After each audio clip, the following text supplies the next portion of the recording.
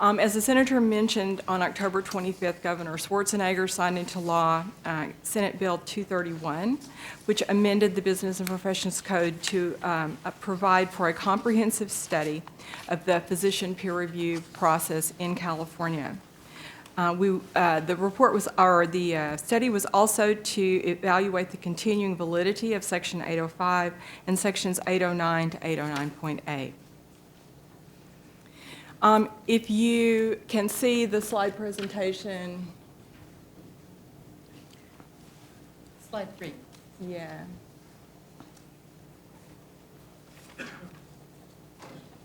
Oh, okay.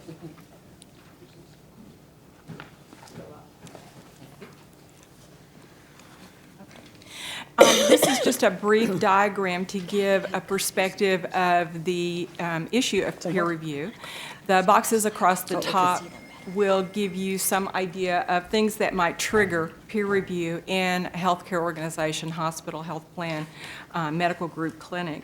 Complaints, quality screens, sentinel events, adverse outcomes, and various other activating events depending on the policies and procedures of the organization. These then trigger peer review. And following peer review, there are a variety of things that can happen, and the boxes across the bottom indicate some of these things, including, one, there might be no action or various other actions that the organization may require or recommend to a given physician. So our particular job was to try to look at this black box of peer review and try to understand how it was working, if it was working the way it was intended. The study design was essentially set up by the legislation, 805.2, and we followed that to the letter. We focused on the 4 particular entities that were named in the legislation: licensed healthcare facilities and clinics, healthcare service plans, professional societies, and medical groups. The study was, the thought of the study and the design of the study was given very careful consideration and thought by Lumetra's staff of biostatisticians. We did use random selection, so our results would be and are generalizable to the population in California. And we used multiple methods in order to be able to try to look at peer review in as many different ways as possible. We used document review, we used surveys, we did focus groups, we did key informant interviews, and some on-site visits. Our analyses were both quantitative and qualitative. Unfortunately, you can't see the table too well, but this does give you an idea of our overall response rate and the response rate for the different phases of the study. So the overall response rate was 75.6%, which is actually good. And the various columns in the table tell you the number and percentage of entities that responded to various parts of the survey. So, of course, some entities did not respond to all parts of it. However, we're confident that this methodology produced a report and produced findings that I am personally confident, and Lumetra is confident, that these reflect what happens in the state of California. So first of all, our major finding, the first major finding was that incredible variation exists across all the entities and how they define and conduct peer review. There's wide variation in all the aspects of peer review and in the 805 process within the different entities, and that includes the definition of the term peer review, various policies and procedures related to peer review, tracking systems, infrastructure, who makes decisions, and who is responsible. The outcomes of these reviews are highly variable, and they're very specific to each entity.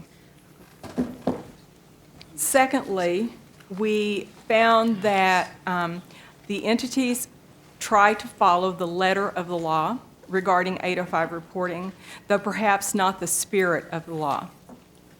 There's a lot of energy around the objective of making sure that the law is followed, and things are done in order to make sure that law is followed that might not otherwise be done. The most common reasons for cases coming for peer review are disruptive physician behavior and impairment, drugs or alcohol, substandard technical skills, and failure to document or record patient treatments. The third major finding, the second one continued, is that generally entities screen a large number of cases, and they do that through their routine monitoring process. We had one hospital tell us that they had screened over 8,000 patients' records in the time frame we're asking for 4 minutes. Only a small percentage of these routinely screened cases, though, go forward to the medical executive committee or whatever decision-making committee in the organization is responsible for taking action. And an even smaller number result in an action that limits or terminates a physician's privileges for medical cause or reason. And that would be then something that triggered an 805 report. 805 and 809 reporting is subject to interpretation. It often creates hardships for the people who are affected by this process. The entity in terms of time and money, and the physician in terms of reputation, also time and money, and the possibility that that person may lose their livelihood. Because these processes form such a hardship, many situations that likely could and would come forward to the peer review and to the medical executive committee go unresolved. The process is lengthy. It may involve months or years, and we're talking about peer review now. So even before any action is taken, much less an 805, typically there's a re-review of records, a more focused review of that physician. There may be interviews with the physician. There may be investigations within the entity, or if there are other, if it's a group or large organization, it may be throughout that organization. The peer review and 805, 821 reporting processes in entities it's variable. Again, 805 reports are something that are viewed as things to avoid, and we found that the 809 hearing process is inefficient, but it is effective in protecting the physician's rights.